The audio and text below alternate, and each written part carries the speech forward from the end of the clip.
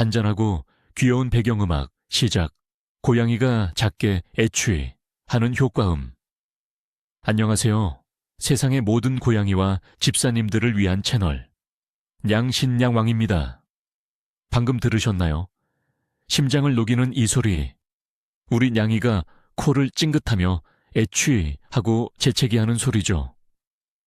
그 모습을 보면 너무 귀여워서 저도 모르게 웃음이 나곤 해요.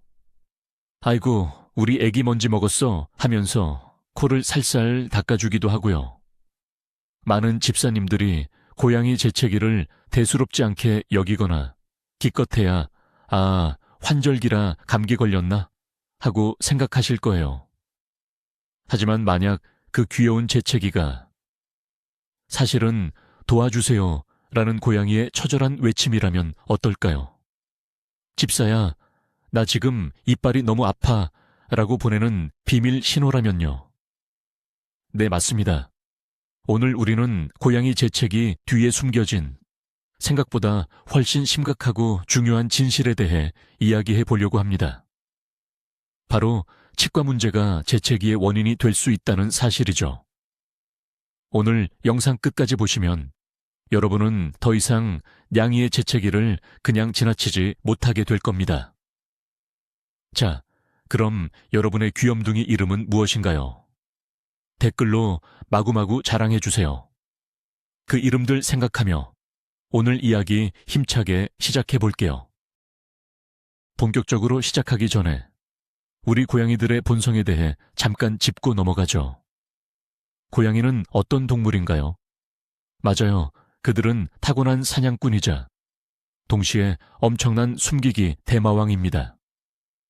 야생에서 아픈 모습을 보이는 것은 곧 나를 잡아드세요 하고 광고하는 것과 같았기 때문에 고양이들은 고통이나 질병을 본능적으로 숨기는데 아주 능숙해요. 우리 집에서 편안하게 늘어져 자는 뚱냥이조차도 그 야생의 본능은 유전자에 깊이 새겨져 있답니다. 그래서 웬만큼 아파서는 절대 티를 내지 않아요. 집사가 보기엔 그저 좀 까칠해졌거나 잠이 늘었거나 밥투정을 하는 것처럼 보일 수 있죠. 바로 이 점이 우리가 고양이의 작은 신호 하나하나에 집중해야 하는 이유입니다. 재채기처럼 사소해 보이는 행동 하나가 사실은 녀석들이 더 이상 숨길 수 없을 만큼 고통이 심해졌다는 마지막 경고일 수 있다는 거죠. 그들은 우리에게 나는 괜찮아라고 말하는 대신 작은 행동으로 힌트를 남깁니다. 우리는 그 힌트를 놓치지 않는 명탐정 집사가 되어야만 해요. 자, 그럼 첫 번째 블록입니다. 재채기는 감기라는 흔한 오해. 우리 냥이가 재채기를 시작하면 집사들의 머릿속에는 자동으로 고양이 감기, 즉 허피스나 칼리시 같은 상부 호흡기 감염이 떠오릅니다. 물론 틀린 말은 아니에요. 사람처럼 고양이도 바이러스에 감염되면 콧물, 재채기, 눈곱 같은 증상을 보일 수 있죠. 그래서 많은 집사님들이 춥게 잤나 보다, 면역력이 떨어졌나 하면서 영양제를 챙겨주거나 병원에 가서 감기약을 처방받곤 합니다. 실제로 많은 경우 감기가 맞기도 하고요. 하지만 여기서 문제가 발생합니다. 만약 약을 먹여도 재채기가 그치지 않고 몇 주, 몇 달 동안 계속된다면 어떨까요? 혹은 재채기와 함께 다른 이상한 증상들이 동반된다면요. 이때 우리는 감기가 아닐 수도 있겠다는 합리적인 의심을 시작해야 합니다. 재채기라는 하나의 증상에만 꽂혀서 감기라는 단 하나의 가능성만 생각하는 것, 이것이 바로 우리가 저지르는 가장 흔하고도 위험한 실수입니다. 마치 자동차 엔진 경고등이 떴는데 계속해서 타이어 공기압만 체크하는 것과 같아요. 진짜 문제는 다른 곳에 있는데 말이죠. 이 고정관념을 깨는 것이 오늘 이야기의 가장 중요한 첫걸음입니다. 그렇다면 왜 우리는 고양이 재채기를 감기와 쉽게 연결 짓는 걸까요? 그 이유는 증상이 매우 유사하기 때문입니다. 한번 상상해 보세요. 사람이 감기에 걸리면 어떡하죠? 애취 하고 재채기를 하고 코에서 투명하거나 누런 콧물이 흐르고 심하면 열이 나고 기운이 없어 보이죠. 고양이 감기도 크게 다르지 않습니다. 바이러스가 코와 목의 점막을 자극하면 재채기가 나오고 염증 반응으로 콧물이 흐르며 눈곱이 끼기도 합니다.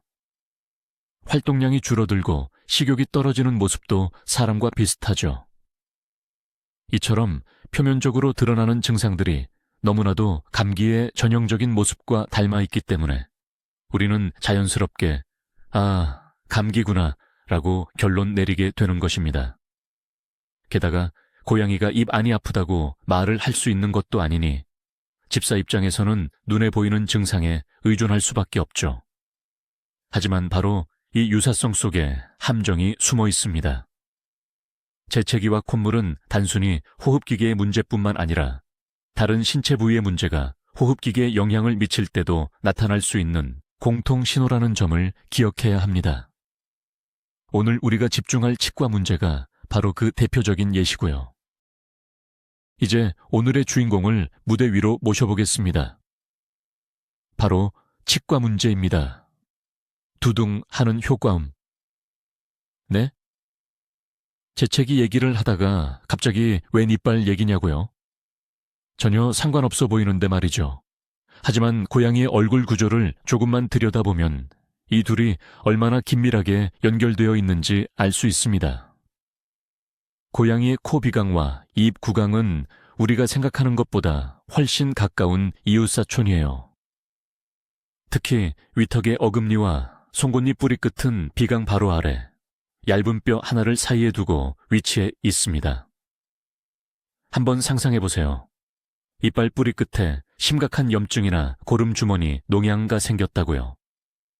이 염증이 점점 커지고 심해지면서 바로 위에 있는 얇은 뼈를 녹여버리고 결국 코와 입 사이에 작은 구멍, 누공을 만들어버리는 겁니다. 이걸 어려운 말로 치근단 농양으로 인한 구비강 누공이라고 하는데요. 말이 어렵지 그냥 이빨 염증이 코를 뚫었다고 생각하시면 됩니다. 이 구멍을 통해 입안의 세균, 음식물 찌꺼기, 고름 등이 코로 역류하게 되면 어떻게 될까요?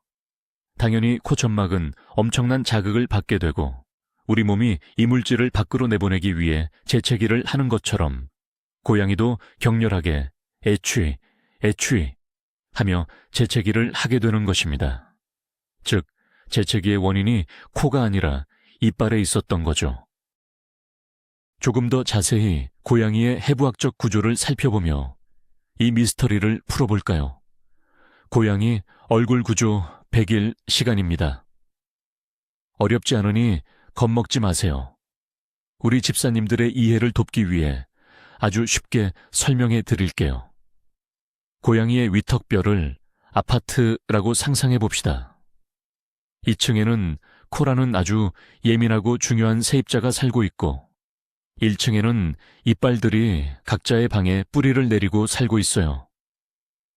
그런데 1층과 2층 사이의 바닥, 즉 천장이 생각보다 매우 얇습니다. 특히 2층 코의 바로 아래에 위치한 위턱 네 번째, 작은 어금니와 송곳니라는 이빨들은 뿌리가 아주 길고 튼튼해서 그 뿌리 끝이 거의 2층 바닥에 닿을 듯이 깊게 박혀 있어요. 그런데 만약 이 어금니방 잇몸 위에 치주염이라는 불청객이 찾아와서 난장판을 만들기 시작하면 어떻게 될까요? 처음에는 잇몸에만 있던 염증이 점점 깊어져 이빨 뿌리 끝까지 번지고 거기서 고름주머니, 즉 치근단 농양이라는 폭탄을 만듭니다.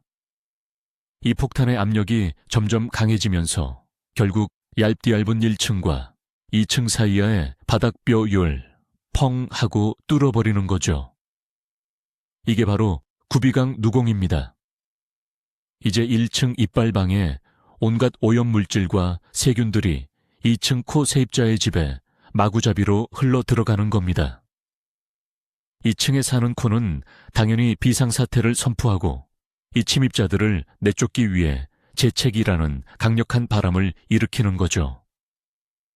이제 이빨과 재채기의 관계가 명확하게 이해되시죠? 그렇다면 우리는 어떻게 감기 재채기와 치과 문제로 인한 재채기를 구분할 수 있을까요? 지금부터 명탐정 집사를 위한 단서들을 하나씩 알려드리겠습니다. 첫 번째 단서, 재채기와 함께 나오는 콧물의 색깔과 형태를 주목하세요. 일반적인 고양이 감기, 즉 바이러스성 상부 호흡기 감염 초기에는 보통 맑고 투명한 콧물이 나옵니다. 그러다가 2차 세균 감염이 동반되면 누렇거나 연두색의 끈적한 콧물로 변하기도 하죠. 그런데 치과 문제가 원인일 경우 콧물은 조금 다른 양상을 보입니다. 한쪽 콧구멍에서만 유독 심하게 콧물이 나오거나 콧물에 피가 섞여 나올 수 있습니다. 왜냐하면 구멍 누공, 이 뚫린 쪽 이빨 위에 콧구멍으로만 오염물질이 집중적으로 역류하기 때문이죠. 또한 만성적인 염증으로 인해 코 점막이 손상되면서 출혈이 발생하기 쉽습니다. 만약 우리 냥이가 유독 한쪽 코만 찡긋거리며 재채기를 하고 그쪽에서만 피가 섞인 콧물이나 누런 고름 같은 것이 나온다면 이것은 감기보다는 치과 문제, 특히 구비강 누공을 강력하게 의심해 볼 수 있는 매우 중요한 단서입니다. 콧물을 닦아줄 때 휴지를 유심히 살펴보는 습관, 오늘부터 꼭 기억해 주세요. 두 번째 단서는 바로 입 냄새입니다. 물론 우리 냥이들 입에서 원래 향기로운 라벤더 향이 나는 건 아니죠. 참치캔이나 사료 냄새가 나는 건 지극히 정상입니다. 하지만 제가 말씀드리는 건 그런 차원의 냄새가 아니에요. 마치 하수구가 역류하는 듯한 혹은 생선이 썩는 듯한 역하고 불쾌한 악취를 말하는 겁니다. 이런 심각한 구취는 입안에 뭔가 큰 문제가 생겼다는 강력한 적신호입니다. 잇몸에 염증이 생기는 치은염, 잇몸뼈까지 녹아내리는 치주염이 심해지면 염증 부위에서 세균들이 내뿜는 황화합물 때문에 끔찍한 냄새가 나기 시작합니다. 이빨 뿌리 끝에 고름 주머니가 잡혔을 때도 마찬가지고요. 만약 냥이가 재채기를 애취 했는데 그 순간 주변 공기가 급격히 오염되는 것을 느꼈다면, 냥이가 하품을 할 때마다 나도 모르게 코를 막게 된다면 이건 그냥 입냄새가 좀 심하네 하고 넘어갈 문제가 아닙니다. 재채기와 심각한 구취가 함께 나타난다는 것은 입안의 염증이 코에까지 영향을 미치고 있을 가능성이 매우 높다는 뜻입니다. 우리 냥이에게 사랑의 뽀뽀를 시도하기 전에 냄새부터 한번 체크해보는 용감한 집사님이 되어보세요. 그 냄새가 우리 냥이를 살릴 수도 있습니다. 세 번째 단서는 침 흘림 유연입니다. 고양이가 침을 흘리는 경우는 몇 가지가 있어요. 아주 편안하고 기분이 좋을 때 골골송을 부르며 약간의 침을 흘리기도 하고, 맛있는 냄새를 맡았을 때도 침을 흘릴 수 있죠. 하지만 이런 경우를 제외하고 평소에 이유 없이 입 주변이 축축하게 젖어 있거나 자고 일어난 자리에 침 자국이 흥건하다면 이건 분명 비정상적인 신호입니다. 특히 치과 질환이 있을 때 침 흘림은 매우 흔하게 나타나는 증상이에요. 왜 그럴까요?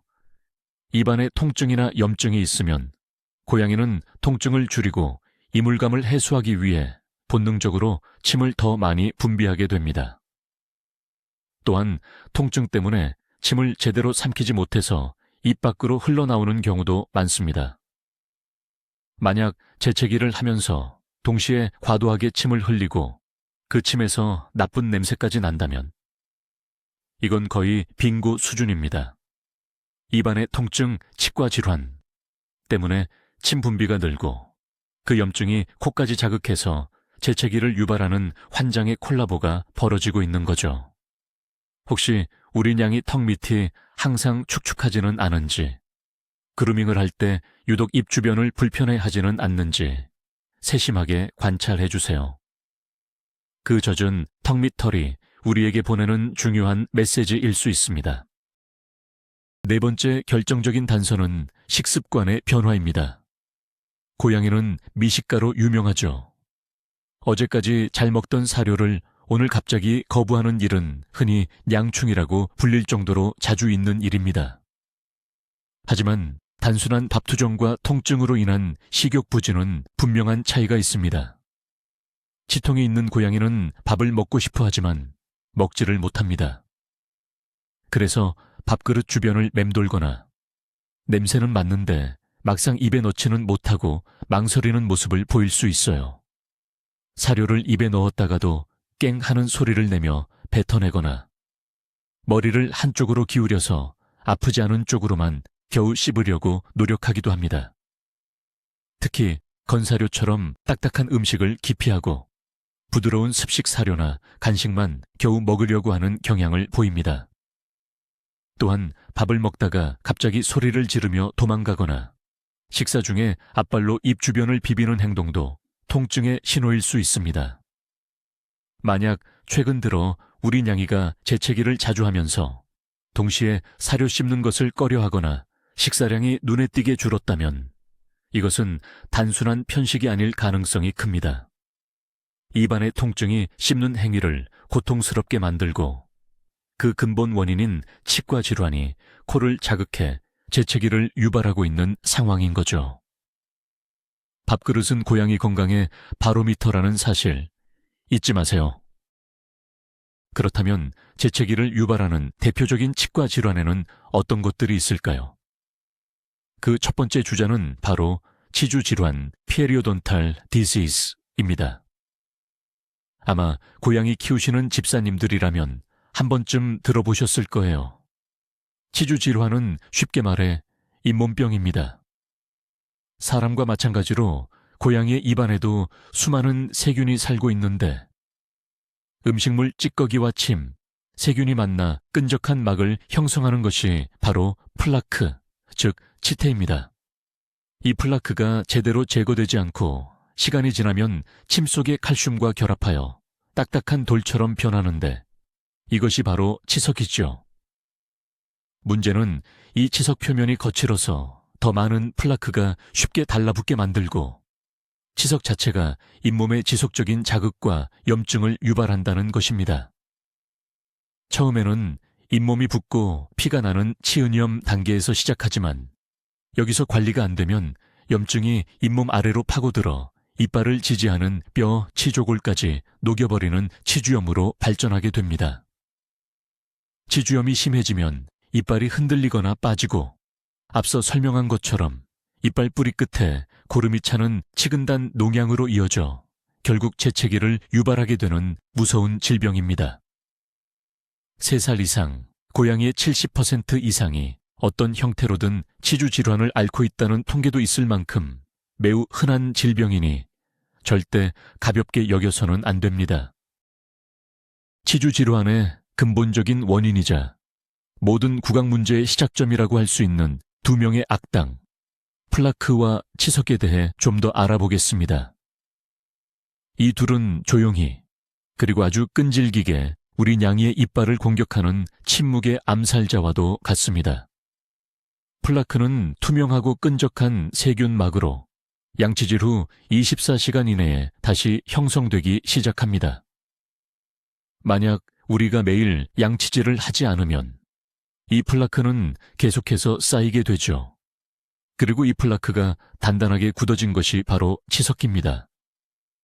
치석은 마치 따개비처럼 이빨 표면과 잇몸 경계에 단단하게 달라붙어 있는데 한번 형성된 치석은 일반적인 칫솔질로는 제거하기가 거의 불가능합니다.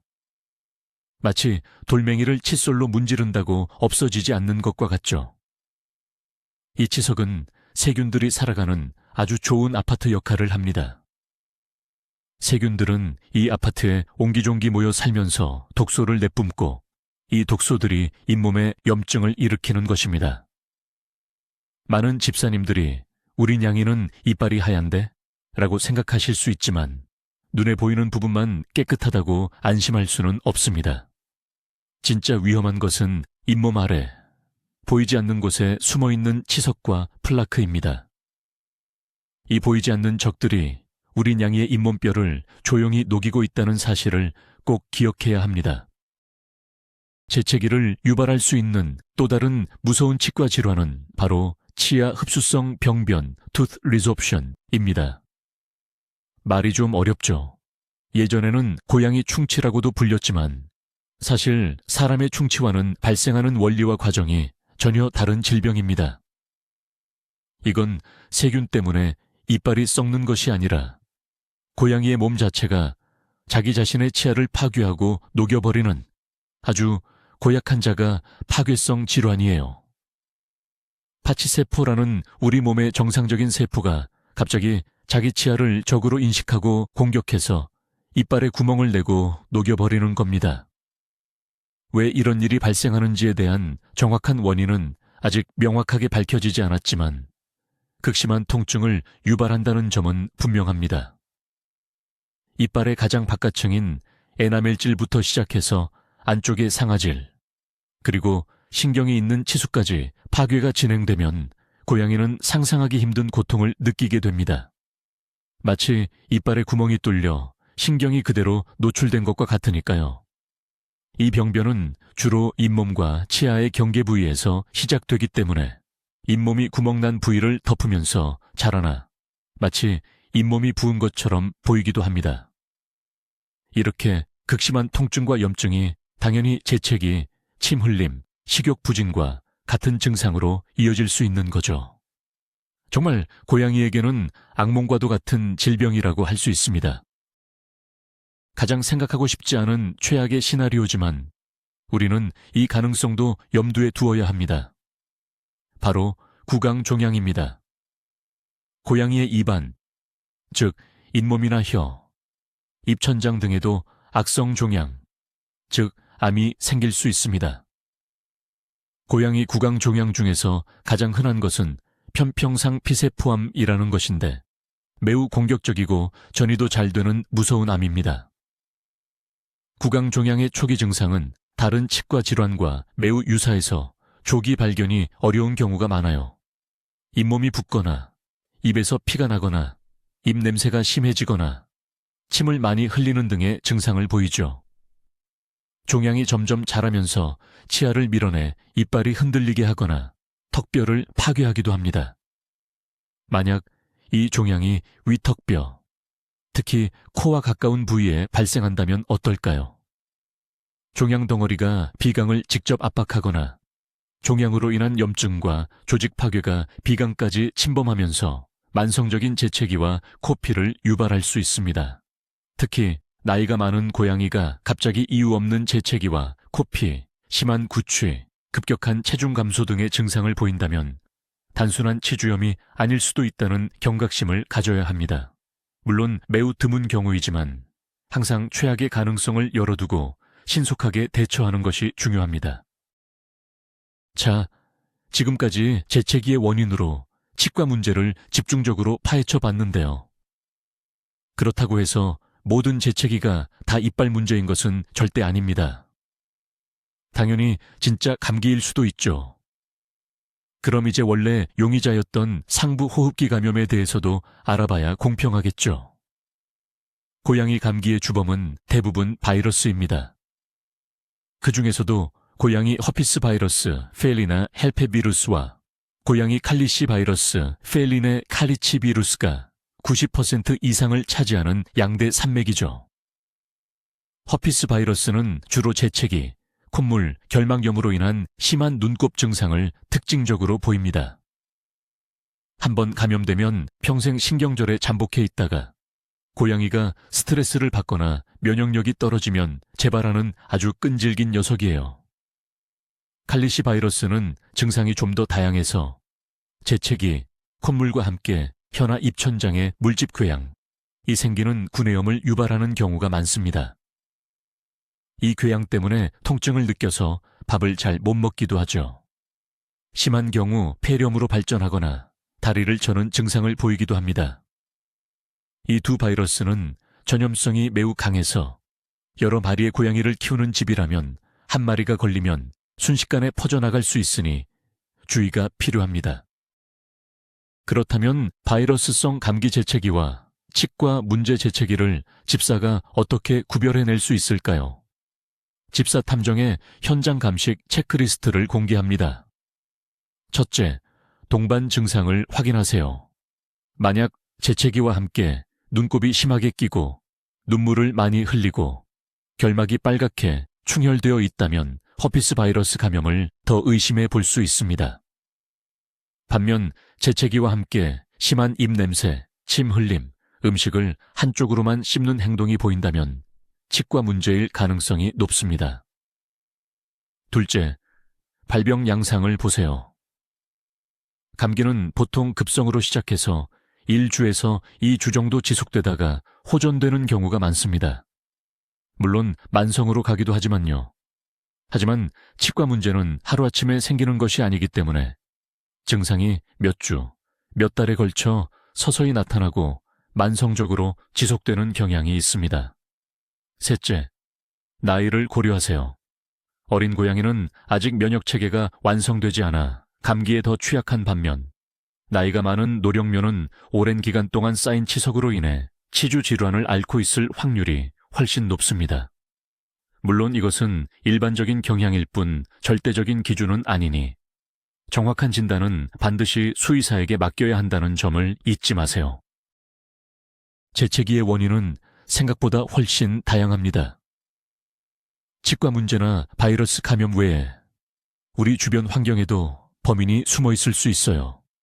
바로 알레르기입니다. 사람도 꽃가루나 먼지 때문에 알레르기성 비염으로 고생하는 것처럼 고양이도 다양한 환경적 요인에 의해 알레르기 반응을 보일 수 있습니다. 고양이의 알레르기 재채기를 유발하는 대표적인 용의자들은 누구일까요? 첫 번째는 집먼지 진드기입니다. 침구나 카펫, 천 소파 등에 서식하며 우리 눈에는 보이지 않지만 고양이의 호흡기를 자극할 수 있죠. 두 번째는 꽃가루입니다. 봄철에 창문을 열어두었을 때 집 안으로 들어온 꽃가루가 원인이 될 수 있어요. 세 번째는 바로 집사가 쓰는 제품들입니다. 향이 강한 향수, 디퓨저, 방향제, 헤어스프레이 등은 후각이 예민한 고양이에게는 엄청난 고문일 수 있습니다. 심지어 청소할 때 사용하는 락스나 강력한 세제 냄새도 재채기를 유발할 수 있죠. 네 번째, 의외의 복병은 바로 고양이 화장실 모래입니다. 먼지가 많이 날리는 벤토나이트 모래를 사용할 경우 고양이가 용변을 보고 모래를 파헤칠 때 발생하는 먼지가 코로 들어가 재채기를 일으킬 수 있습니다.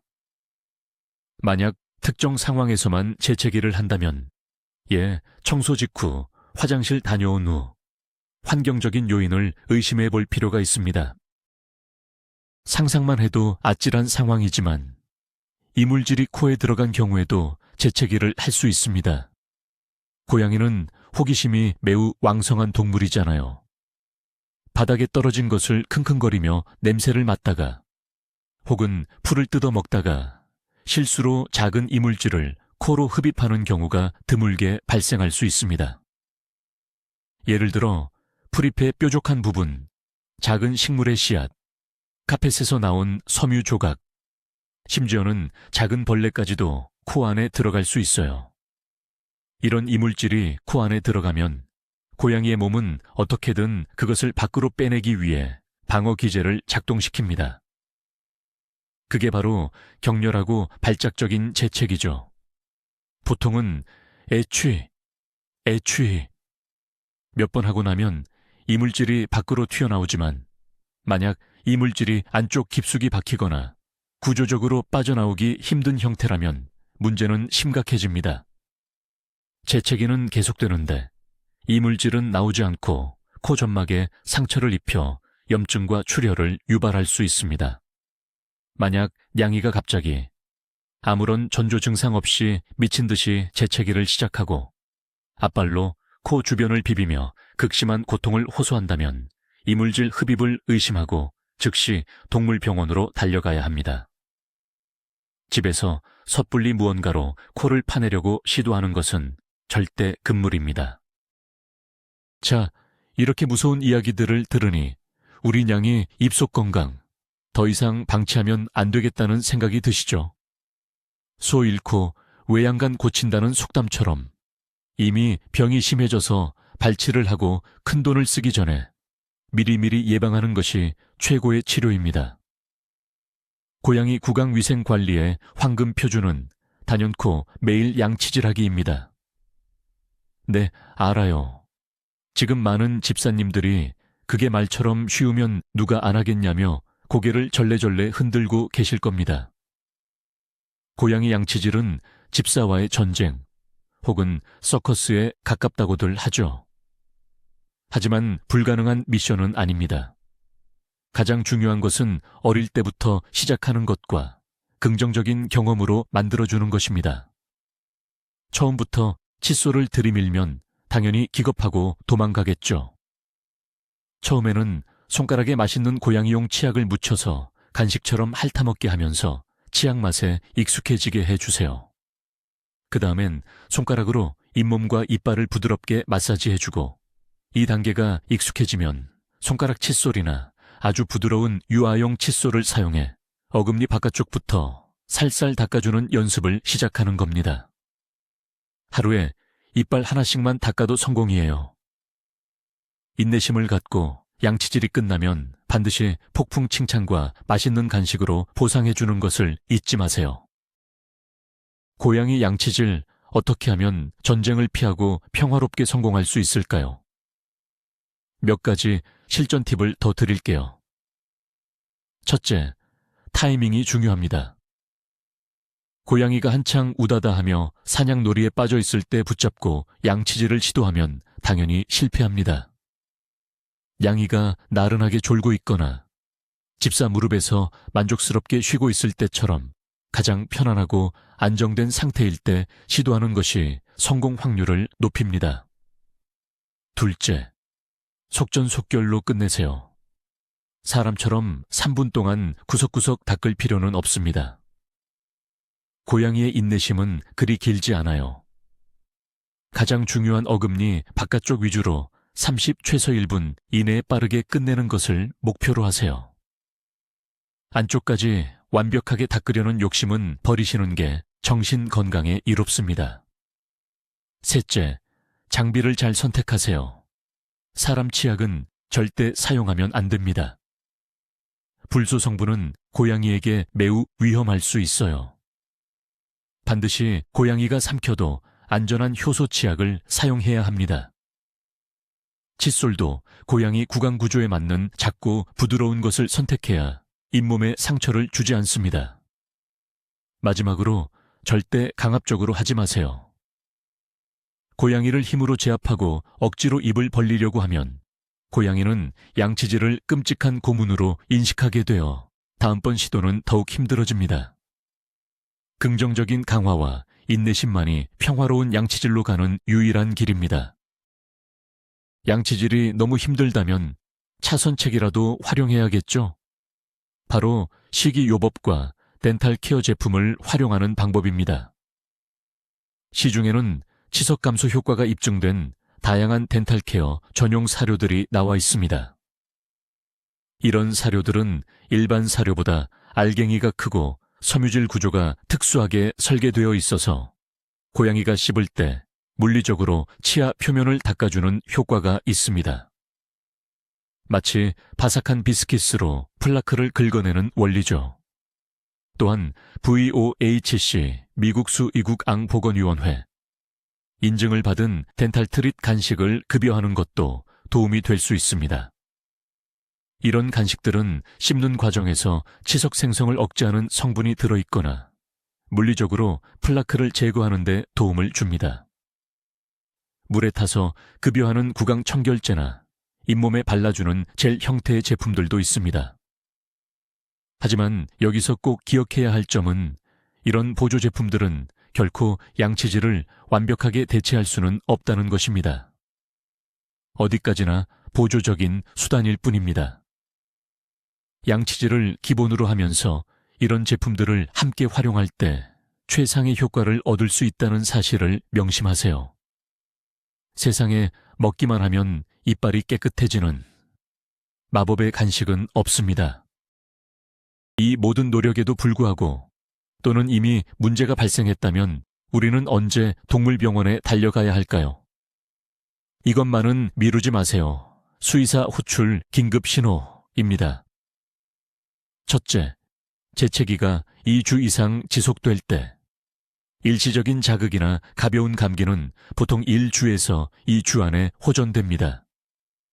하지만 재채기가 만성적으로 계속된다면 반드시 다른 원인이 있는지 확인해야 합니다. 둘째, 콧물에 피가 섞여 나올 때.